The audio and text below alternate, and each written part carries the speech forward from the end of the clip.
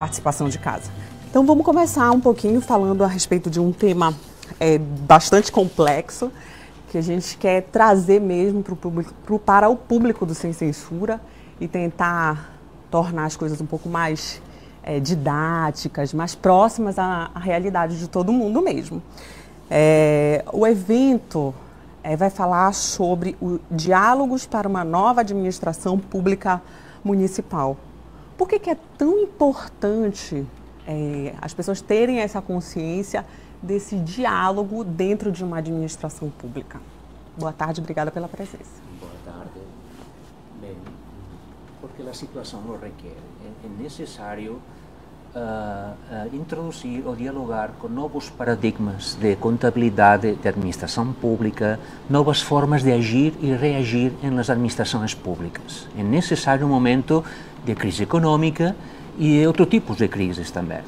E esse diálogo pretende, primeiro, mostrar o que fazemos na universidade, no grupo de pesquisa. Estamos trabalhando há muitos anos já com prefeituras, levando um diálogo. Segundo, dialogar com outras correntes de pensamento, de pesquisa, outras escolas, mostrar os trabalhos que fazemos na universidade. E terceiro, eu acredito que é o mais importante no fundo, introduzir uma cultura de diálogo, de respeito a formas diferentes de pensar, uma cultura que aceite outras formas de pensar sem violência, que introduzca a cultura do diálogo, seja com as pessoas que seja e com as formas de pensar que sejam, mas exista um respeito. E isso, eu acho que a academia temos um papel muito importante de fazer. E esse diálogo necessário, claro, como é que ele se dá? Porque, claro, tem que haver respeito, mas a gente percebe, não sei, de fora, que há uma certa dificuldade de clareza, de transparência do serviço público, né? E como é que vocês lidam nesse processo de diálogo com essa não transparência, vamos dizer, da administração sente do dinheiro, né, do recurso? Sim, mas a transparência está vinculada com o público. Como tratamos o público? Com que valores tratamos o público? São valores republicanos autênticos. E a transparência se transmite não com palavras, e não com sites, todo mundo fala de transparência, sino com exemplo.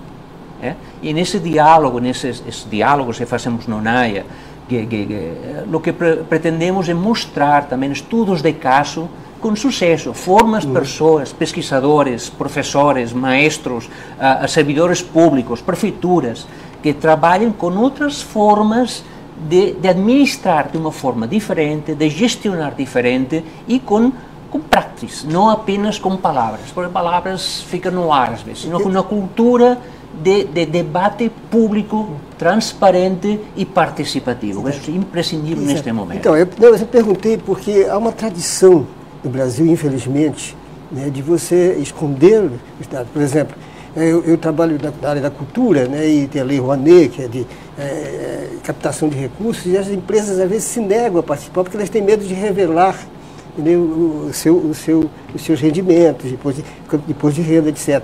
A mesma coisa a gente percebe, talvez, no serviço público, a necessidade de manter. Então, a minha pergunta se refere assim: como é que o lado de lá, o interlocutor de vocês, reage, por exemplo, a essa postura de diálogo que vocês têm? Como é que reage, do geral? Sim, depende dessa cultura histórica. Esse diálogo, as prefeituras são servidores do povo, são servidores da cidadania. Mas elas reagem como? Na prática? Depende de cada prefeito, cada prefeitura, de cada caso. Há casos muito abertos, muito dialogantes, e outros casos por motivos, inclusive, não motivos para esconder, sino por falta de profissionalidade, por falta de experiência, por falta de ter essa cultura inserida de diálogo. Uma cultura inserida significa não imposta por ninguém, porque historicamente não existia essa cultura na Amazônia, é difícil.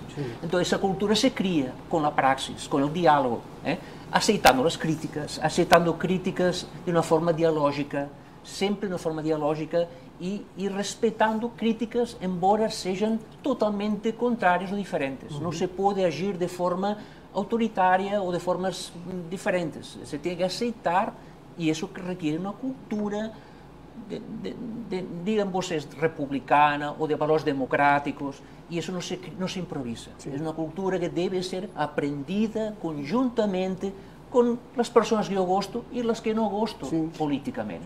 É assim como e é importante ressaltar que assim, as informações hoje das prefeituras, do Estado, do setor público, elas estão à disposição da comunidade. Nós temos portais de transparências e o Brasil hoje é referência no mundo.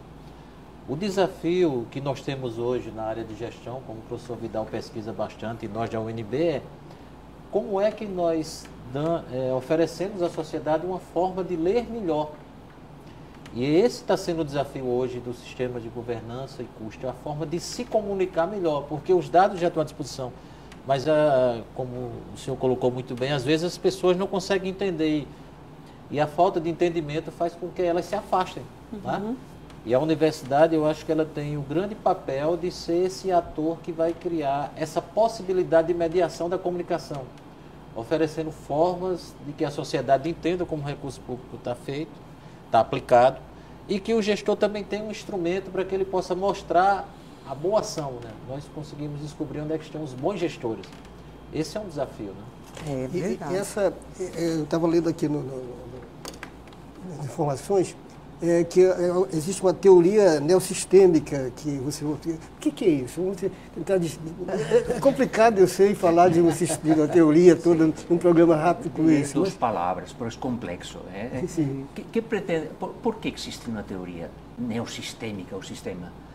Para tentar fazer menos complexa a sociedade. Vivimos em sociedades muito complexas. Cuidado, não complicadas, não complexas, é diferente. O que significa complexas? Que tem muitos interesses, muitos atores, movimentos sociais, empresas, sectores.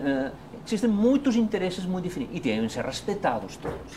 Então, que pretende, e isso é complexo, que pretende nos sistemas? Reduzir esta complexidade, fazer essa complexidade mais visível, mais pedagogicamente clara. E todas as teorias da ciência política e da sociologia, praticamente todas, falam de sistemas. Todas. Quando se fala de hábitos e campo, são dois sistemas. Quando se fala de infra e superestrutura, são dois sistemas. Então, existem sistemas. A questão é como interagem esses sistemas, como se comunicam esses sistemas, como são tomadas as decisões dentro desses sistemas.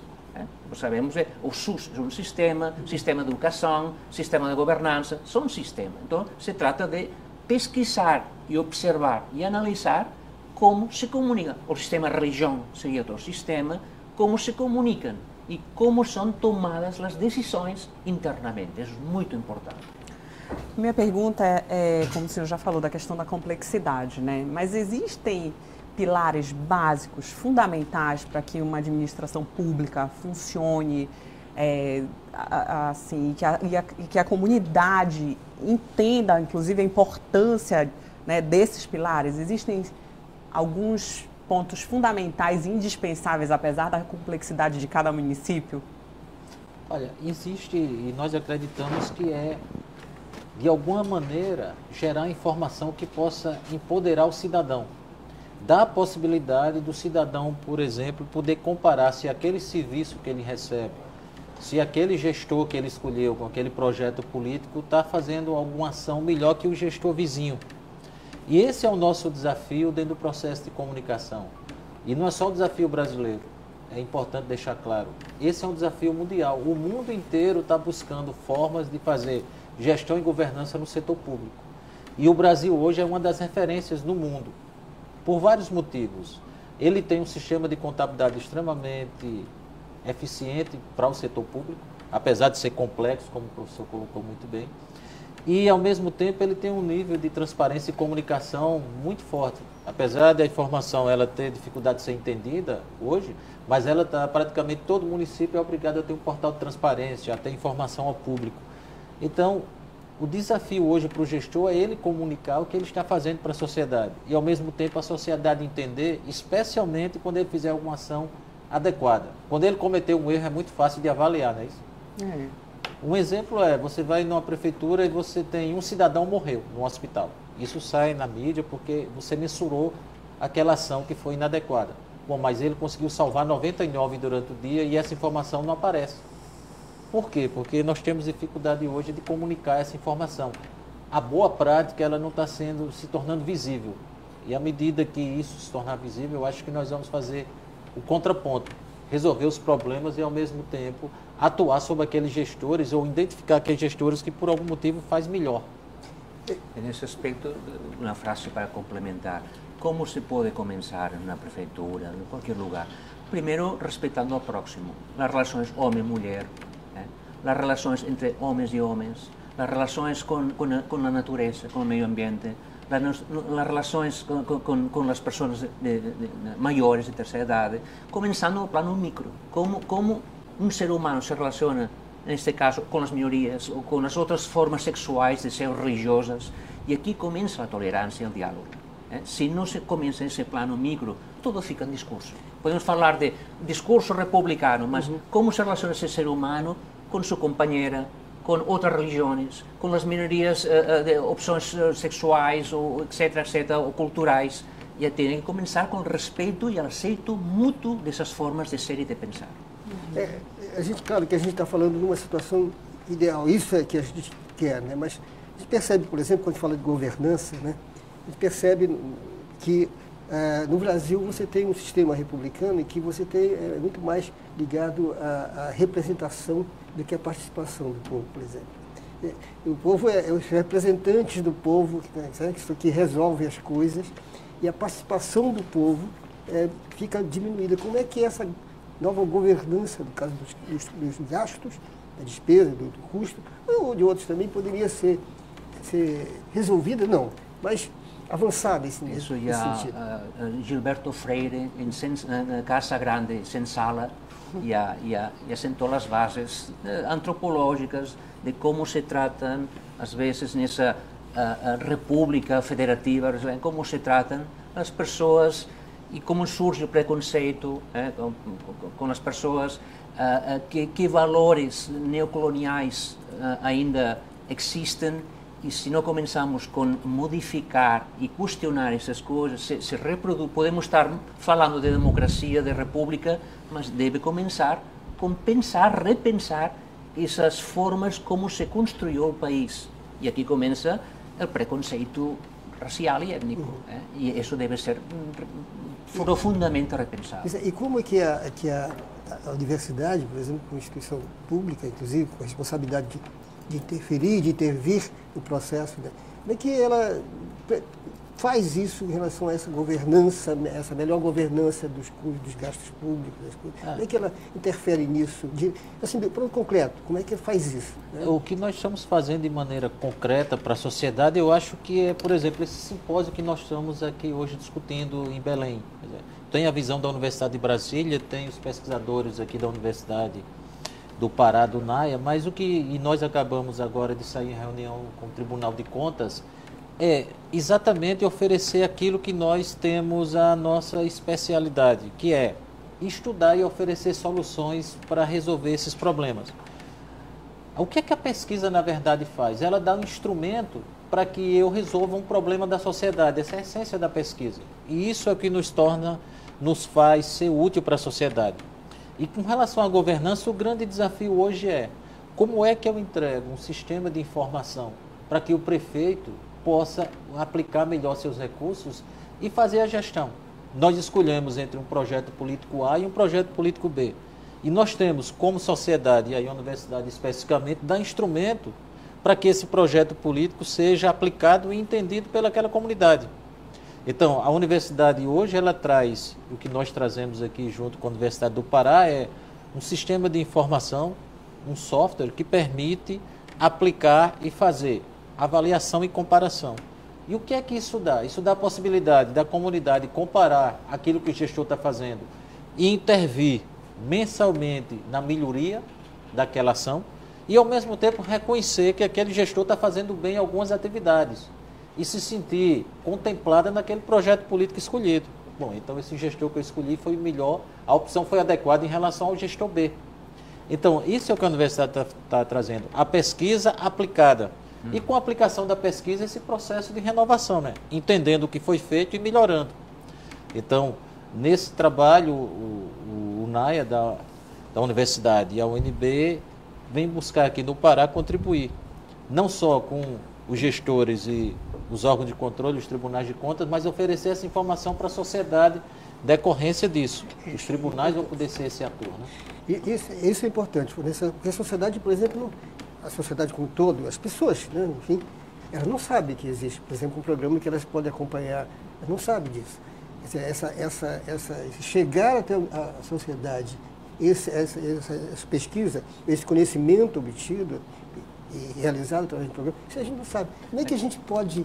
O debate também está entre como respeitar a capacidade de auto-organização e de cada ser humano, de cada região, com uma governança dialógica, com uma governança sistêmica e dialógica. Uma governança central, pero mais que seja dialógica. E às vezes esse diálogo falha. Então, se trata de respeitar as características e as formas de ser das regiões, ou neste caso a região amazônica, com um tipo de governança que realmente dialogue, seja uma governança multinível, mas que dialogue. Pois é, mas a participação da sociedade, por exemplo, nesse processo, se ela não sabe como participar desse processo todo, ela não vai participar. Então eu digo o seguinte, como é que chegaria essa pesquisa, esse conhecimento, esse saber que a universidade constrói, como é que a gente chega na sociedade? Olha, você pode fazer isso, você pode acompanhar a gestão do prefeito através disso. Como é que Empoderando a cidadania. Sim, mas como? Empoderando-lo e dando-lhe instrumentos participativos, instrumentos que a participação sejam da cidadania e dos técnicos. Os técnicos e os professores também devem participar nessas formas de participação. Pois empoderando, dando mais poder à cidadania para sintetizar com o poder local ou o poder científico, mas com um diálogo. Estou achando muito interessante o diálogo, embora eu vou falar de religião, que é um outro sistema, né? Está dentro. Mas me parece extremamente importante essa pesquisa, quando a gente fala em empoderamento da sociedade civil, a gente fala da sociedade civil organizada. Então, a gente tem grupos da sociedade civil organizada que, de posse dessas informações, que, como a gente às vezes são muito elitizadas, essas informações sendo tornadas acessíveis, essa sociedade organizada, grupos lá de associações de bairro, outros grupos da sociedade organizada, tendo acesso a isso, pode ser uma forma também de diálogo, né, de cobrança de diálogo, de acompanhamento, né, de tudo isso. Estou achando muito interessante Agora no NAIA estamos lançando um livro eletrônico que justamente também falamos de pessoas que não estão organizadas e também querem participar. Sempre falamos da sociedade civil organizada e os que não estão organizados, que são a maioria. Então, esses também precisam de instrumentos ou participam espontaneamente. Então, deve ter instrumentos tanto metodológicos como de observação e de análise para observar, analisar e potenciar essas pessoas que habitualmente não participam ou participam de outra forma. Então, eu acho que o que nós fazemos à universidade e vamos oferecer é a possibilidade de você comunicar uma coisa que hoje é hermética, que é a contabilidade pública. Você tem orçamento, você tem o setor público como o maior ente econômico que as pessoas financiam, né? Somos nós que pagamos os salários e toda a estrutura de saúde e educação, e que na hora que recebe um feedback de informação, você não consegue se ver naquilo. Primeiro, ele é muito grande, o orçamento é enorme, você não se percebe, né? Quando você fala em alguns bilhões, você fica sem referência. O que nós vamos trabalhar, e esse é um processo em construção aqui junto com a universidade, né, com uma grande contribuição do professor Vidal e com os pesquisadores do NAIA, juntos com a universidade, é oferecer informações que eu possa medir e comparar, por exemplo, quanto custa e o que desenvolve, qual o nível de serviço de um hospital ou da minha escola no qual eu uso. E que eu possa comparar com o município vizinho e com outras escolas do Pará. Se essa informação, que provavelmente deve estar reunida no Tribunal de Contas, que é o órgão responsável por receber, então ele agora passa a ser um grande comunicador para a sociedade. Evidentemente, a sociedade civil organizada vai se ver de maneira mais forte. Mas qualquer agora servidor ou qualquer contribuinte, qualquer pessoa no menor município do Pará vai poder se ver e ver seu município naquela informação que ele entende. Bom, eu posso comparar o meu município com o município vizinho. Eu posso comparar o custo da minha Secretaria de Saúde, da minha Secretaria de Educação. Então, esse envolvimento social, materializar essa forma de comunicação e essa mediação, eu acho que esse vai ser a grande vantagem da implementação do sistema de governança. Quer dizer, então, a necessidade, portanto, de essa informação, desse saber sobre o sistema de governança chegar até a população. Uma informação de qualidade e transparente, não uma informação fechada. Porque a informação fechada já existe nos sites. Você pode colocar no site, gastei R$100 ou R$1.000 na comida. Perfeito, tá. Mas qual foi o tema da comida? E com quantas pessoas participaram na comida? E quem participou? Então, depende de como se justifica e para que serve aquele orçamento e como se explica o que se fez com aquele orçamento. Pois isso exatamente está na raiz do que eu perguntei antes, porque a gente tem essa transparência, dos sites de transparência, dos portais de transparência, ele existe. Sim. Mas eles são tão opacos. São opacos, fechados. Não permitem. Você pode justificar tudo de forma mas que aporta isso para o cidadão? Quando você pede informação, a informação não vem. Ela diz, não, já está lá no portal. Entendeu? Certo? Então, a ideia é exatamente o seguinte, olhar para o próprio portal e aprender com eles. De uma maneira geral, o portal de transparência tem duas informações. Tem o salário e tem a contabilidade, não é isso? A maioria das pessoas acessam o salário. Aí você diz porque as pessoas gostam de bisbilhotar a vida alheia. No primeiro momento todo mundo fica curioso, mas na verdade tem uma condição de pesquisa que você precisa ver. O que é que eu tenho ali? Eu tenho primeiro um conceito que eu entendo que é salário, não é isso? Então qualquer pessoa tem seu salário, logo ela entende. Ora, se ela tem o seu salário, pode comparar com aquele que ela vê. Então percebe, eu tenho uma avaliação, um conceito e uma comparação. Quando eu vou para a contabilidade, eu perco o conceito, eu não sei o significado daquele número, como o professor colocou. 1.000 não me diz nada. Se nós introduzirmos, que essa é a ideia da governança, a informação de custo, o que é que eu volto? Eu tenho o conceito de custo, não é isso? Eu sei o custo da minha escola e posso comparar com o custo da escola vizinha. E aí eu me empodero, eu mesmo, não preciso de nenhum interlocutor para dizer se isso está adequado ou não. Se não está adequado, eu vou buscar uma ação, correto? Eu, como indivíduo, posso fazer isso. Então, o que nós colocamos na governança é um conceito naquela informação que todos entendemos, que é o custo. Agora, uma outra coisa prática, eu me lembrei aqui, agora que às vezes licitação pública, né? Você faz a licitação para todo mundo, para oferecer o menor preço, essas coisas. Mas você não consegue perceber se aquele valor que foi apresentado na licitação, ele é real ou ele está camuflado, etc. Isso também é uma governança desse tipo, quando você colocado na transparência do portal, você vai perceber essa coisa, por exemplo, poder julgar e avaliar uma licitação pública, por exemplo. Olha, se eu comprei mais caro, o que vai acontecer com o meu custo? Vai ser maior, não é isso? Sim.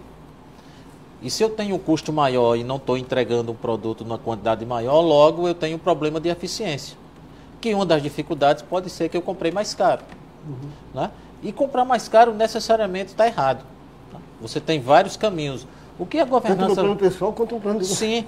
Por exemplo, se você comprar à vista, você paga. Se você comprar financiado, você vai pagar mais caro. Mas não significa que você fez uma decisão errada. Você tem as suas condições internas individuais. O que a governança vai fazer é, você agiu diferente. E aí a sociedade, os órgãos de controle, o Tribunal de Contas, a própria universidade vai pesquisar para ver se tem justificativa aquela sua ação, né? Pode ter ou não ter. E se não tiver, você tem a legislação. Mas o mais importante, agora, não é só o Tribunal de Contas que está olhando, não é só a universidade. A sociedade inteira. A igreja pode estar lá com o seu grupo de interesse pesquisando. Por quê? Porque ela agora consegue ler os dados contábeis. E é isso que a gente quer. Eu só me empodero se eu entender, não é isso? Se não, eu preciso sempre do interlocutor. E esse interlocutor tem o seu viés, né? Vai dizer o que ele acredita. Eu preciso empoderar, então. Se eu tenho o conceito e se eu tenho a comparação, eu me empodero. E aí eu sozinho posso decidir. É isso. A gente tem participação do público, não é isso, Érica? É isso mesmo. Boa tarde a todos. O Tomás Rodrigues da Sacramenta, ele quer saber de que forma a população, a sociedade vai poder fiscalizar esses custos e debater. cobrar, discutir?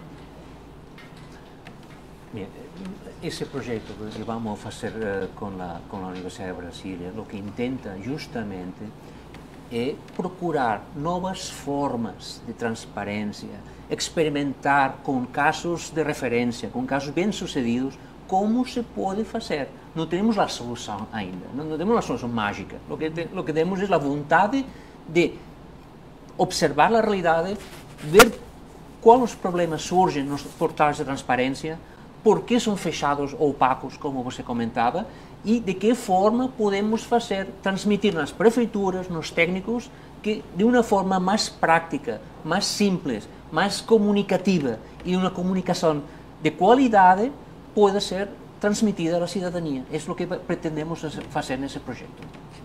E mais uma participação.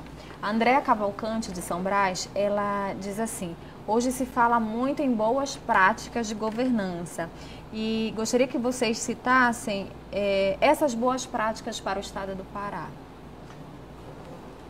Eu não posso falar do estado do Pará, que eu não tenho, mas o professor vai poder dizer algumas boas práticas que com certeza tem. Só dando um exemplo, aquilo que eu falei do hospital. Com certeza tem pessoas que são curadas nos hospitais, no sistema de saúde aqui, não é isso? Não. Que nós não conseguimos hoje identificar. Então, as boas práticas estão espalhadas, mas com a nossa dificuldade de comunicação eu não consigo evidenciar. Eu evidencio sempre aquele caso extremo, que é onde eu tive alguma dificuldade. Então, a governança, na verdade, ela não vai resolver os problemas, mas ela vai apontar agora algumas soluções que são as boas práticas. E que se eu conhecer as boas práticas, eu posso melhorar o sistema ao longo do tempo. Como o professor colocou, não existe milagre, né? Ninguém vai acordar de manhã e a saúde ficar resolvida. Mas, se eu melhorar a gestão, se eu melhorar a governança, eu vou poder agora evidenciar essas boas práticas. E eu tenho certeza que no Pará tem muitas boas práticas. Nós não conseguimos na verdade, ainda fazer, né? Esperamos, depois dessa nossa ação, começarmos a fazer. Em poucas palavras, normalmente se informa, os mídias, os grandes mídias de comunicação, informam sobre as malas práticas. É o que sempre se sabe. E isso parece transmitir uma cultura de que tudo funciona de forma mal. Bem, é uma parte da realidade, uma realidade mais complexa.